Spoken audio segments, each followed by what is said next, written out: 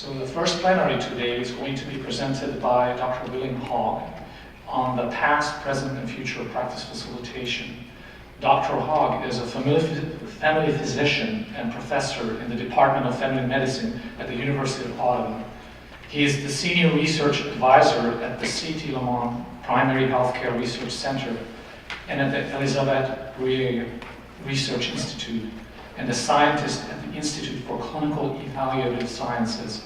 In addition, Dr. Hogg was the previous president of the board of directors of the North American Primary Care Research Group, just transitioning his presidency to the next one. Dr. Hogg has received numerous awards for his work in family medicine and health services research, including NACRA's prestigious Morris Wood Award in 2013, and he was named Family Medicine Researcher of the Year by the Canadian College of Family Physicians in 2006. His overall grant funding totals over $58 million, and he has been author on over 260 scientific articles. When not busy doing research, Dr. Hogg is the drummer in a doctor's rock and roll band that over a 30-year period has earned $3 million for charities in the Ottawa area. He also enjoys playing hockey, spending time with his family, and relaxing in his cottage. In his plenary talk, Dr. Hogg will describe how practice facilitation got started and is progressing in the US, UK, Australia, Canada, and other countries. He will also demonstrate solid evidence for the cost effectiveness of practice facilitation and address both what is known and what we still don't know. Finally, he will provide a few predictions for the future, crystal ball, about practice facilitation. So, without further ado, let me transition and give the podium to Dr. Hogg.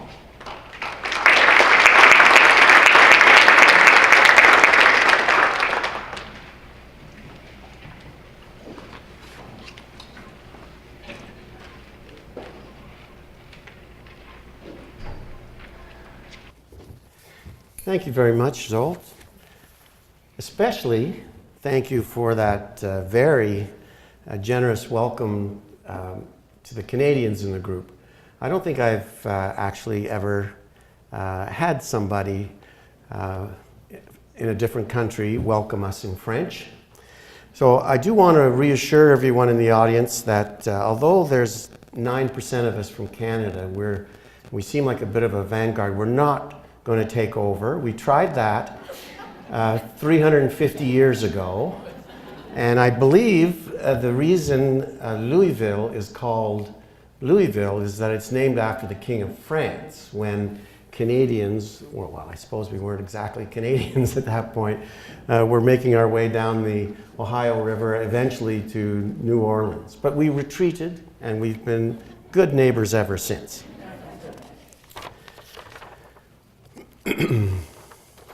So, my approach to discussing the past and the present part of practice facilitation will be to contrast the way that facilitation got started in a number of different countries and the way it has progressed in those countries.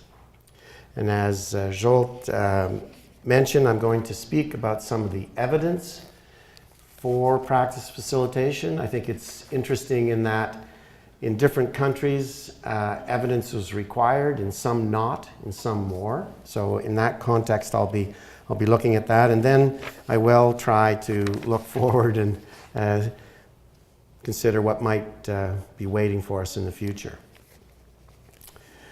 So as I guess you know, the origins of practice facilitation begin in the United Kingdom.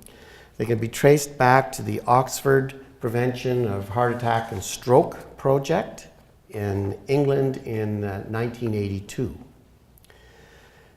Practice facilitators then assisted practices to sort of plan and implement strategies to improve their delivery of cardiovascular care. They were cross-pollinators of ideas across different practices in which they were working, and resources to the providers in those practices so they could improve the care they were giving to their patients. Soon after that, in Canada, A couple of researchers were working on active reminder systems to assist practices in their delivery of preventive care. A researcher named Dr. Walt Rosser at the University of Ottawa had office staff actually phoning patients to tell them they were overdue for different preventive maneuvers such as their flu shots and so on. At the same time, in a different place, I was running a trial where we used our office computer system to send reminder letters to patients. Both Dr. Rosser's study and mine showed statistically significant improvements, but really they were pretty modest, the improvements. Then something totally serendipitous happened. Dr. Rosser got a job and moved to a different city, and I got a job and was posted into the office where he'd been working, and in fact the same desk. And in his desk I found forms that had been part of that reminder study that he had led, which was this sort of active outreach to patients. There was no other evidence that that study had ever happened, however, in that practice. Even my new colleagues could barely remember that study had taken place there. And this was the same thing that I realized had happened when I left the practice I was in. These computer-generated reminder letters that we were sending out to people immediately stopped as soon as I left. So I concluded that a champion was needed for this kind of work. Soon after that, there was a research competition where the Research Institute was looking for submissions for ideas to test to improve the delivery of preventive services. So in my mind at that point, I was very much of the belief that we needed a human, that an improved computer infrastructure that would send better letters or something like that wasn't going to cut it. That in fact, you needed a champion, and that meant a person. So that's where my head was when we began to write a grant to try to respond to this new research opportunity. And with colleagues, we began to look into this. We became aware of the work that Elaine Fullard and others had done in the UK, and we actually borrowed the word facilitator from their work and stuck that into our grant, and fortunately were funded. So I'll talk more about that trial in a minute, but it was positive, but not very much happened. It was one of those publications, maybe a few people read it. For all I know, nobody read it. But there wasn't much of a response. Not until we published a cost consequence paper and demonstrated that the government, which is our insurer, saved money at the same time that care was improved. Then we saw a response, and slowly but surely facilitator programs began popping up in different provinces in Canada, which is still actually happening and progressing today. Just a couple of weeks ago, I was at a different conference when somebody from the government of the province of Quebec came by and said that they were in fact beginning a province-wide permanent facilitation program based on our model. So quite a different pattern of adoption between Canada and the United States. One where in the United Kingdom they sort of thought it was obvious and just did it. A much slower adoption process in Canada which only seemed to get traction once the governments realized they could save money. But what about the United States? To my delight, it appears that our research might have had a small role in introducing facilitation here. In 1999, my colleagues and I presented our work as a distinguished paper at the North American Primary Care Research Group meeting in San Diego.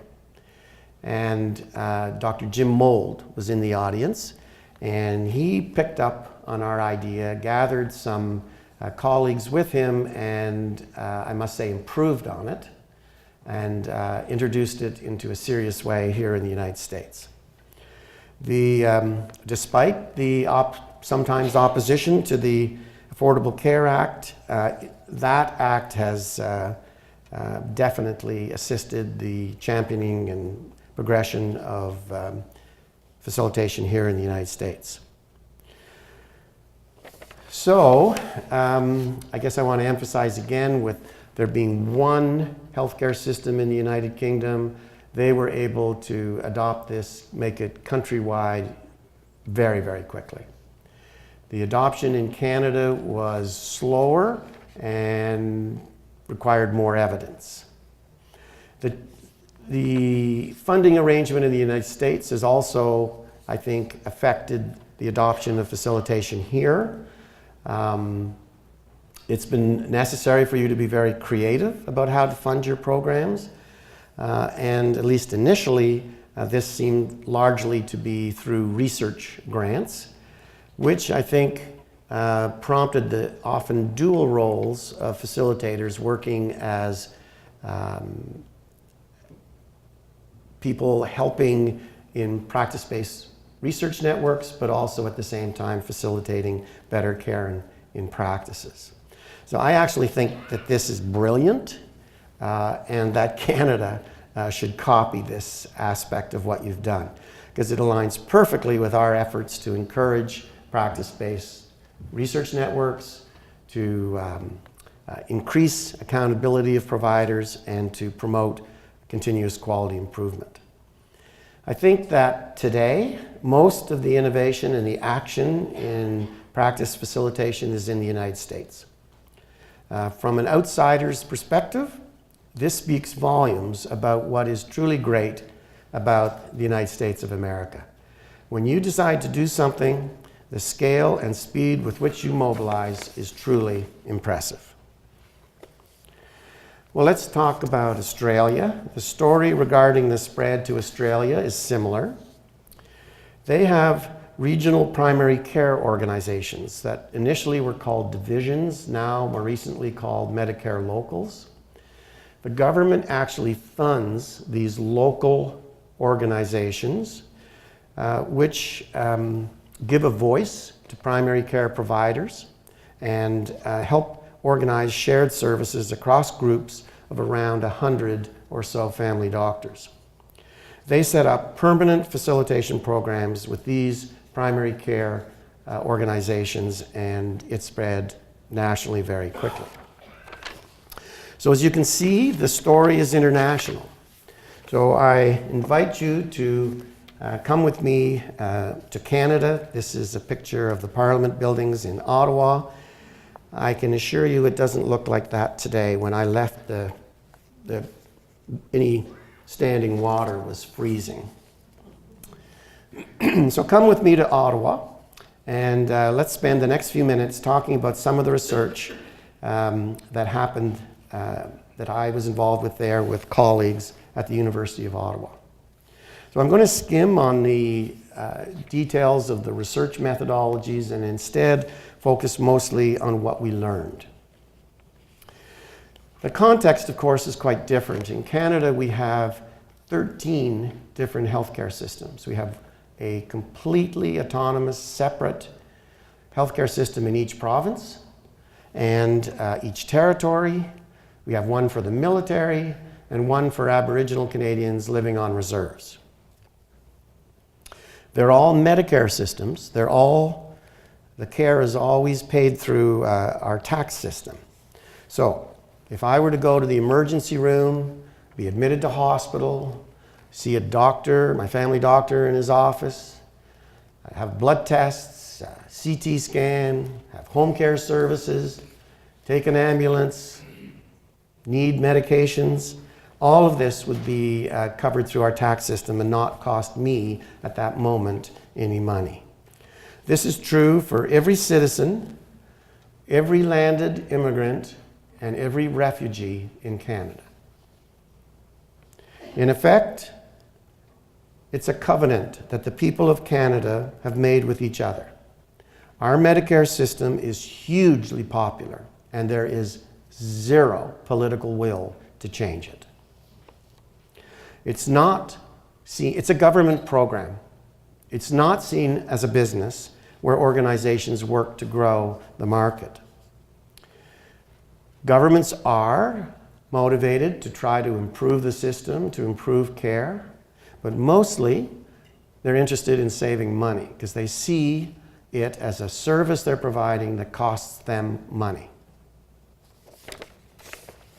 So let me briefly discuss our first and perhaps arguably our most influential research project on practice facilitation.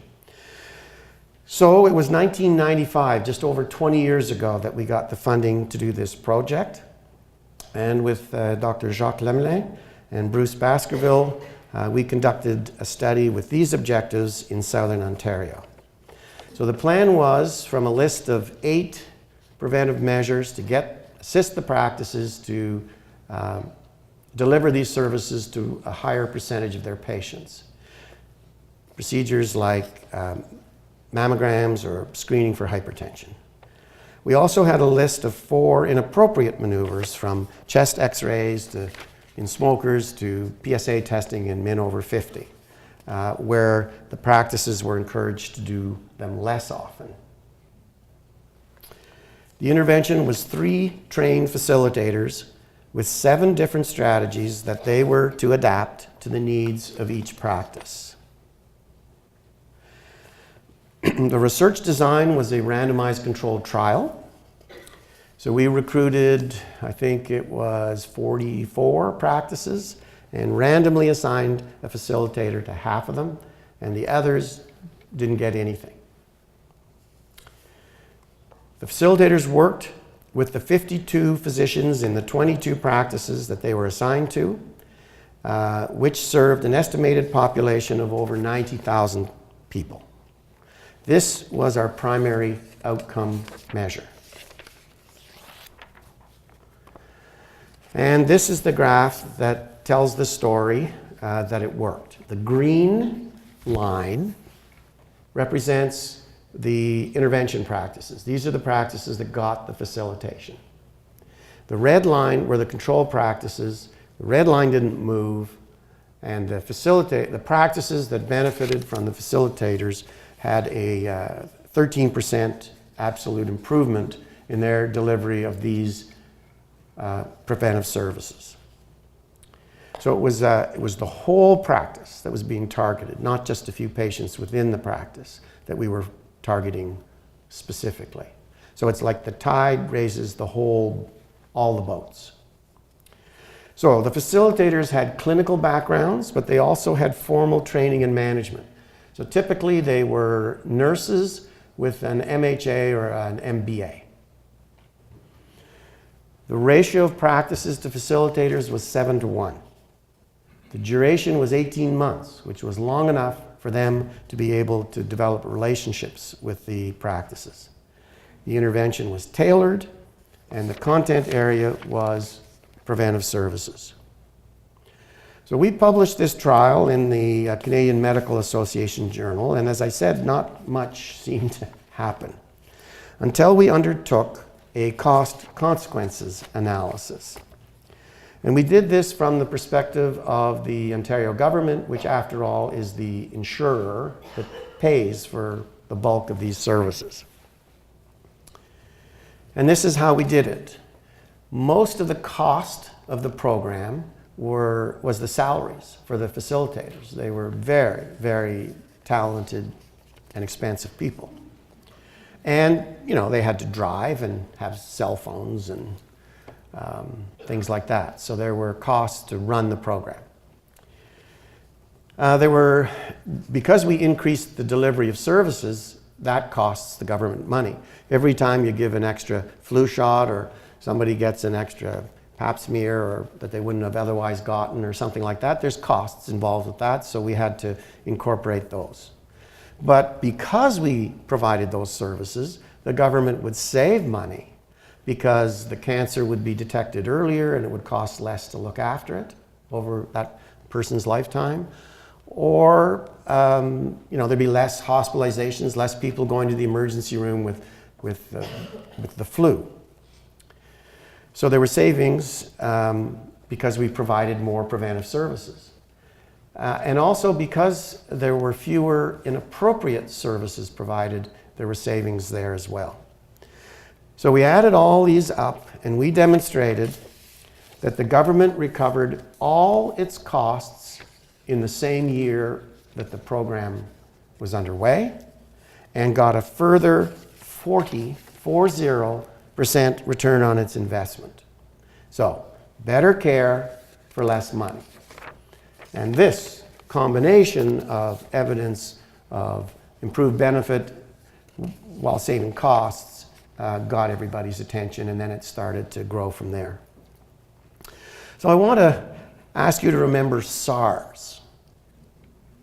Okay, that was 2003. That was the short term for severe acute respiratory syndrome. I actually had to look it up because I just know it as SARS. But believe me, we know about this in Canada. This infection spread from China to 37 countries, and Canada was one of the countries where it took hold.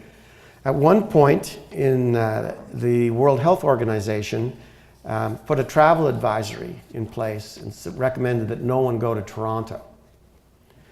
So, and more importantly, a number of nurses got infected and a family physician died.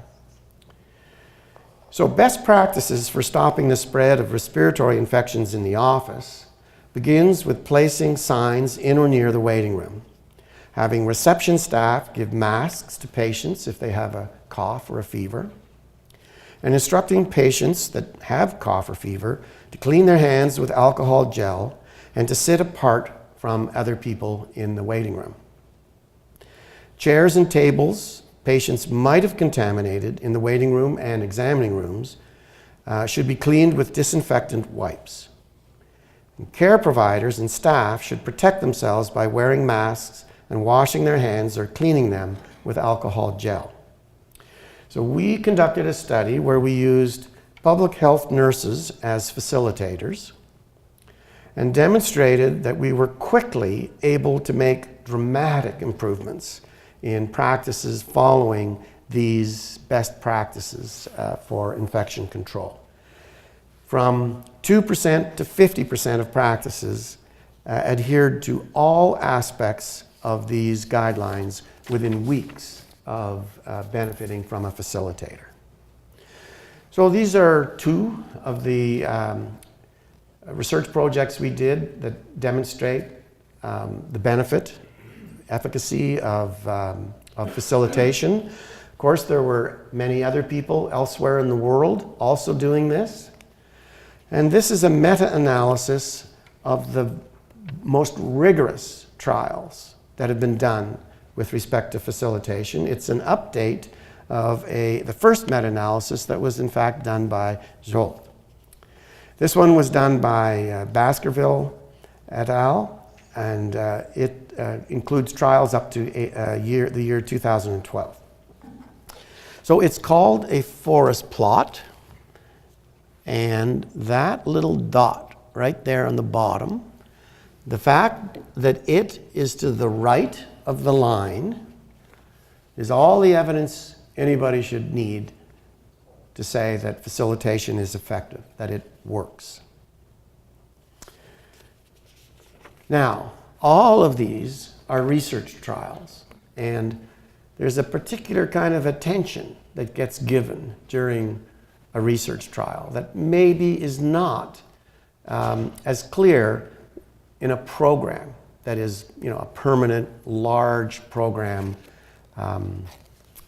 So our next step was to try to have a look and see if we could prove that when facilitation services were delivered as part of a large, permanent program, that it was nonetheless still effective.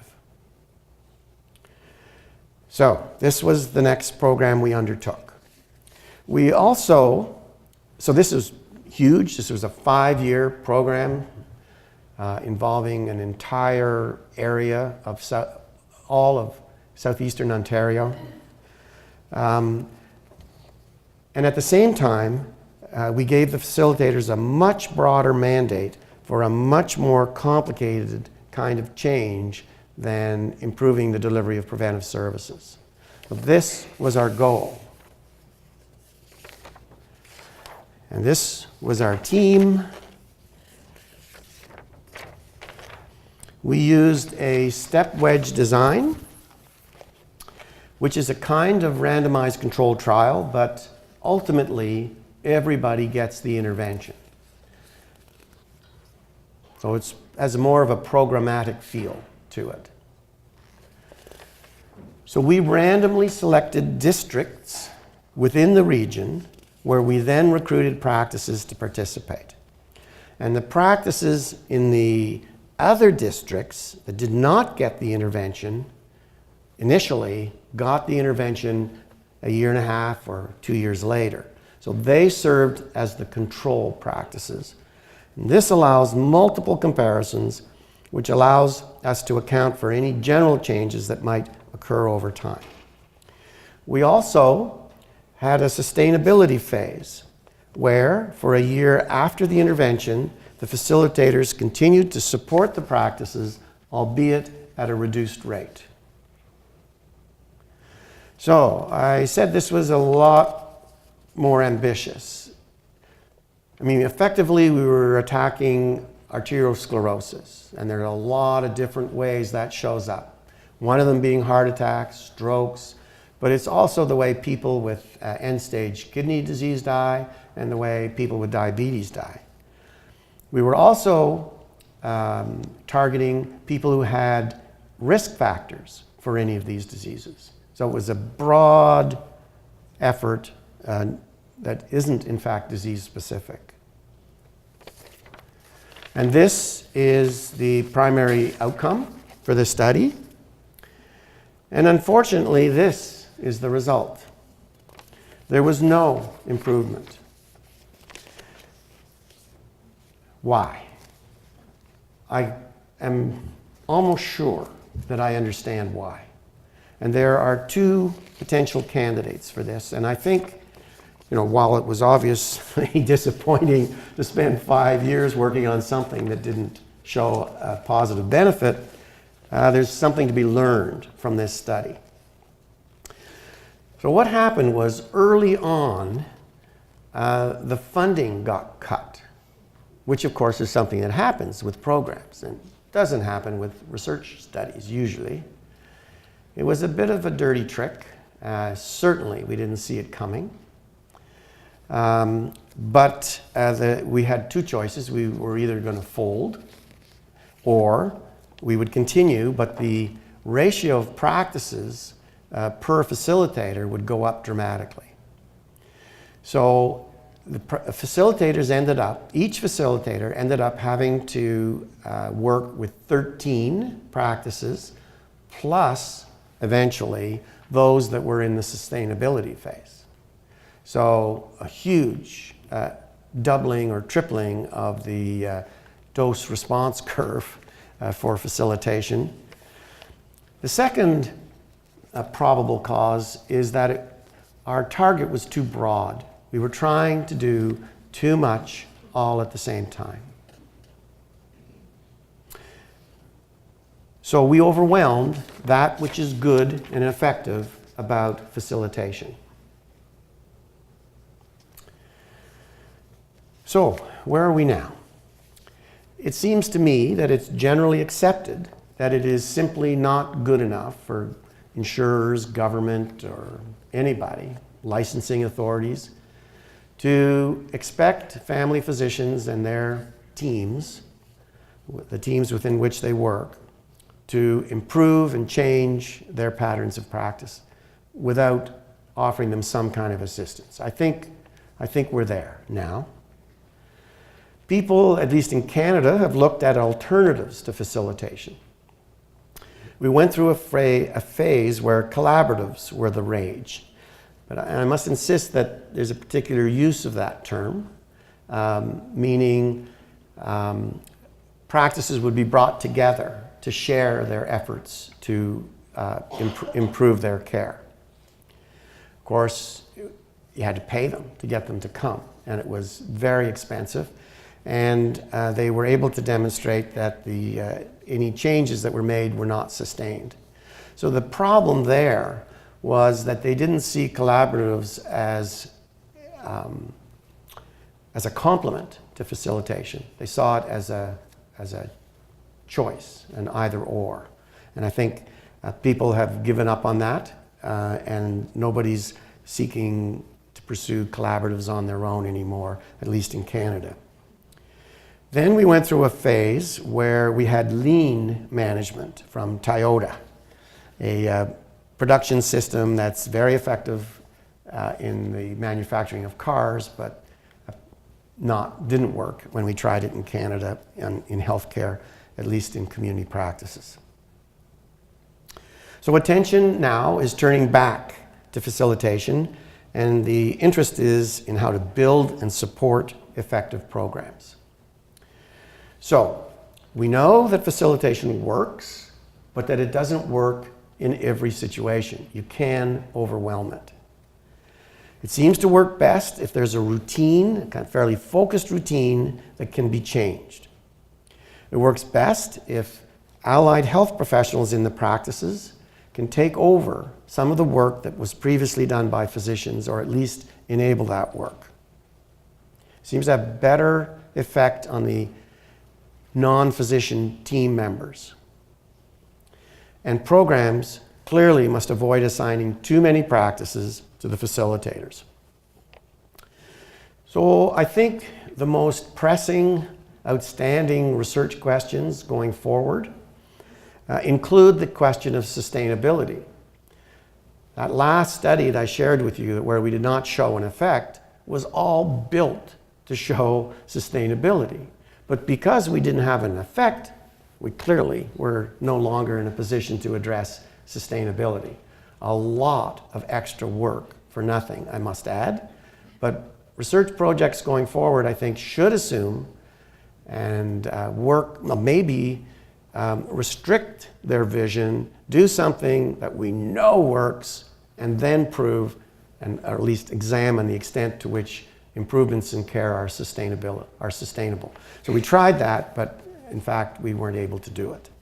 So that question, I think, is still outstanding. Although there's some evidence, some suggestive evidence that the changes are sustained, I think we need better evidence. And if we were to get that, imagine what that does to the cost effectiveness of this intervention.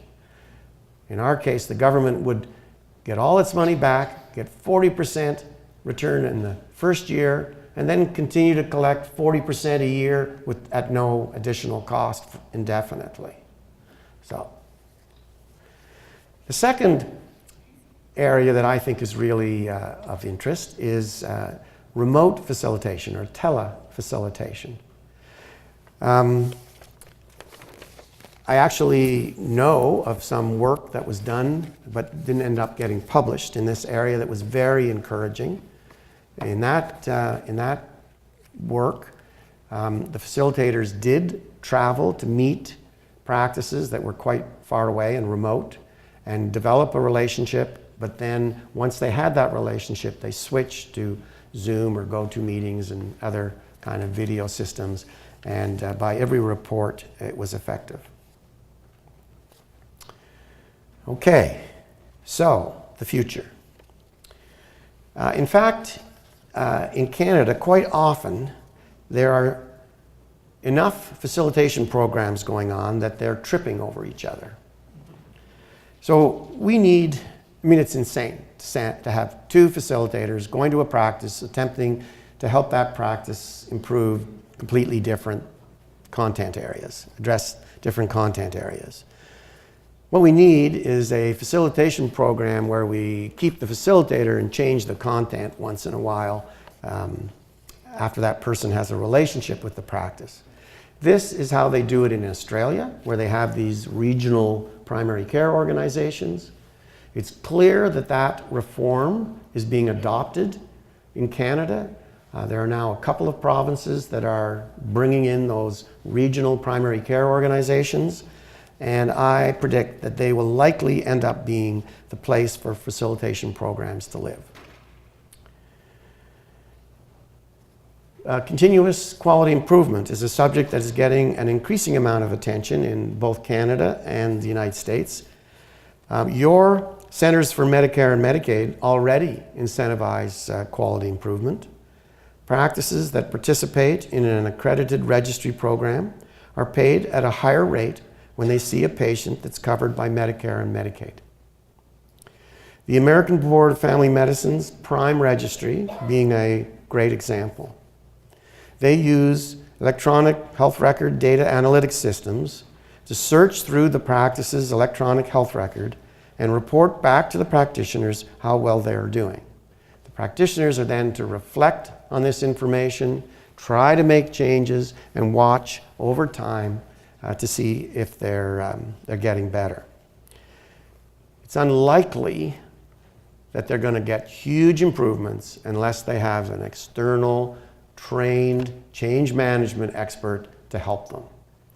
So I don't pretend to understand the complexities of the American healthcare system, but I do think you're onto something important here, and can imagine a day in the future when to get this higher remuneration for your Medicare and Medicaid patients, that you're going to have to involve a facilitator to assist you with a proper approach to quality improvement. So if that happens, fasten your seatbelts, because things are going to really take off for you here. Thank you very much for your attention. I think we might have time. I'm not sure. Yes? Okay. About 10 minutes, I think. Okay, good. So apparently there's a couple of microphones through the room, and I would invite you to come up and ask easy questions. I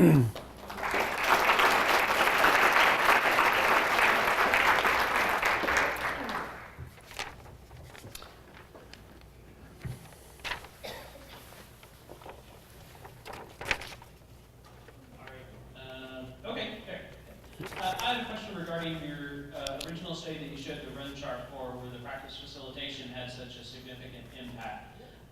Did you ever go back and look at those cohorts later, since there wasn't a sustainability factor built in, to see what happened down the road? The short answer is no, but maybe I could say sort of. We did, we went, okay, so of the 22 intervention practices, 20 of them showed improvement. So there were 2 that did not. So we went and spoke to those 2 and said, we went and spoke to the ones that had the biggest impact as well, to try to learn what was good about what we were doing. Because we sort of threw the kitchen sink at them. And we weren't, clear on what aspects, what parts of the intervention caused the benefit. But it was very interesting what we learned from talking to the 2 that had not improved. First of all, we knew that they had went through quite a bit of chaos. In one of them, one of the doctors was off work sick for 12 months or something like that. So there was that kind of stuff was happening. But what they told us was the most interesting. They told us that we had measured, there was something wrong with the way we measured, because they had improved. And they were sure that they thought it was fantastic what the facilitator had done for them, and for some reason or other, we had missed it. Interesting. We did notice that in the improvements, it took quite a while for the improvements to happen. So, if the study starts at time 0, it was like 8 months before some of the first practices began to get things in place and to work on them. And it had to have happened for us to measure it and see it at time 2. So maybe what happened in these 2 practices was that there hadn't been enough time. They just took longer to benefit from the facilitator. But even if they were just deluding themselves, 20 out of 22 improving was pretty spectacular. I thought I saw, oh yes. Hi. Coming from a consortium of clinics undergoing various phases of lean, I was wondering if you could talk a little bit about what led to this failure in Canada or why. So what happened was the Minister of Health in the province of Saskatchewan decided that this was the way to go. And there was a huge investment. I don't know a lot about this, except that it was abandoned about a year and a half after they started it. I know they put a lot of resources into it. There was a lot of training, a lot of excitement, and then it was gone. So I'm sorry, I don't know why. I'm guessing, although maybe I should just stop, but that it's just too mechanistic and it just doesn't, it's just not flexible enough or something. I truly don't know. But if you want to try to find out about it, I'm sure you can get it off the web, but look at the experience in the province of Saskatchewan. So from the presentation, I understand that practice facilitators had clinical background and some management background. Correct. How were you preparing, training, or providing resources to your practice facilitators so that they are successful in helping the clinics? Well, so this, I have to apologize as I start my answer. This was 22 years ago or something, and we were among the first people to do this. So we had a 6-month training system we set up for these facilitators. In subsequent trials, we got it down to like a month or something. But we had to build it ourselves and run it for these people. We had a project manager who really put his soul into this and did a fantastic job. And they were all women, and they were, spectacular people dedicated to this. They were really enthusiastic about this, and they worked hard for 6 months, including sort of piloting their efforts on people that weren't part of the trial and so on. So it's unnecessary. I think it's been shown since that was unnecessary. And I'm very impressed with the work that was funded by ARC, and that I'm sure you're aware of it now, those sort of support services for setting up training programs and stuff. They seem great to me. We didn't have that available to us. Yes? Hi, I'm wondering about the use of predictive analytics and in the future for practice facilitation, if you know of any research about that? Do you mean the ability to figure out which practices are likely to benefit? Or which patients are likely to benefit, which patients are most at risk for certain illnesses or costing a lot of money or whatever? Well, let me try and tackle the first part. Because our approach was really focused on the practice. We had a random, so when we went in to do our measurements, we did a random selection of patients. And when we went back 18 months later, it was a different random selection of patients. So we were trying to assist the practice to, go after all its patients. One of the things that is simply the case when you're running a randomized controlled trial is that you have to include everybody that you start with. So there's this whole intention to treat business. So we had meetings, of course, with our facilitators, asking how it was going and so on. And they would come back and say, oh, I got this doctor who's just jerking me around. Like, it's unbelievable. And would sort of describe pretty strange. It wasn't harassment, but it was pretty bizarre, trying to catch them facilitators out in a mistake about content or something, and they were saying, you know, I'm just not getting anywhere with this. This is an enormous waste of my time. And we say, well, you got to keep trying because it's a randomized controlled trial. And we're going to count it anyway. And then they'd come and they'd say, this guy, this jerk, has had an epiphany, and he's the most keen person on the planet towards doing what we're trying to do. So we, in a subsequent trial, we actually had everybody at about the midpoint of the trial rank who they thought was going to improve the most. And then at the end, we looked, because we knew at the end who had actually improved, and there was no correlation whatsoever. So the facilitators seemed unable to tell who was benefiting or was likely going to benefit. So I mean, that's not complicated, you know, AI, technology, predictive analytics, but it's a story that I thought was pretty interesting, because I would have thought that a program would have the advantage over a randomized controlled trial, that you could say, look, it's not working, we'll wait, we'll come back in 12 months and we'll try to help you then when things have settled down and there's a little less chaos in the office or something. But surprising, so that result kind of surprised me. Yeah, I don't really have anything worth saying about analytics that would predict which patients would benefit the most. Short of, like, it depends on the subject, but if they're behind in care and you can identify that and let the providers know, they could presumably target things a little better that way. I just wanted to support you on your study of the predictive value of the facilitator's opinion. In a previous job as the Chief Medical Officer at TransferMed, we had a series of over 300 practices that were working with 15 different facilitators over the course of 3 years. And no one was interested in publishing the results. But what we found internally when we asked them to make those predictions, the correlation coefficient was right around 0.52. So it was roughly the same as flipping a coin.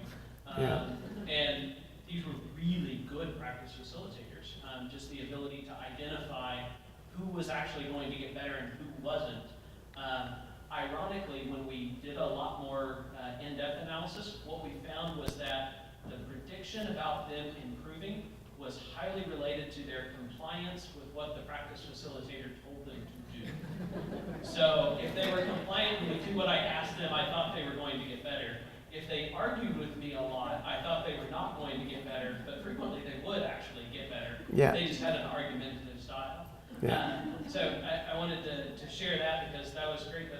No one was interested in publishing the study, but I'm glad to hear that you found similar results. It makes me feel like I wasn't quite just making, you know, well, a hard time for myself.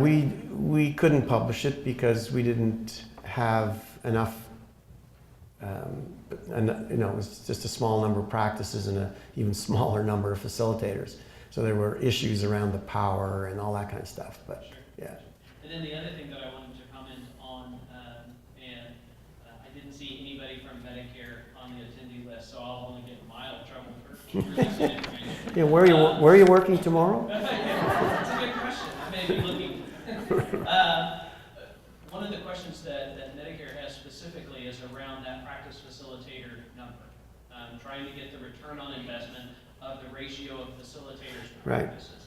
And one of the ways that that's trying to be evaluated is by trying to look through the Comprehensive Primary Care Initiative and CPC+, trying to identify patterns of care that might predict practices that would be more in need of facilitation models. So not necessarily trying to look at who's doing well and who's not, but trying to design a model that lets us evaluate practices for the likelihood that facilitation will work. We have no idea where it will work yet, but in about a year we should. So let me sort of spark off that a little bit. We have, in that study that got the big 0, one of the things we managed to get out of it, because we were using health administrative data, which is everybody in Canada, because everybody's covered. So like in the province of Ontario, everybody's in the database. We knew which practices we were able to recruit. And by implication, everybody that failed to play with us had refused to participate. So we could compare the bias, the selection bias in who agrees to participate in a voluntary program like this. And there was a difference. The practices that agreed to participate in our trial were performing at a higher rate. So the very practices that probably need your assistance the most are the practices that are refusing to volunteer to participate. So that's kind of a depressing note, but that's where we finish. Thank you.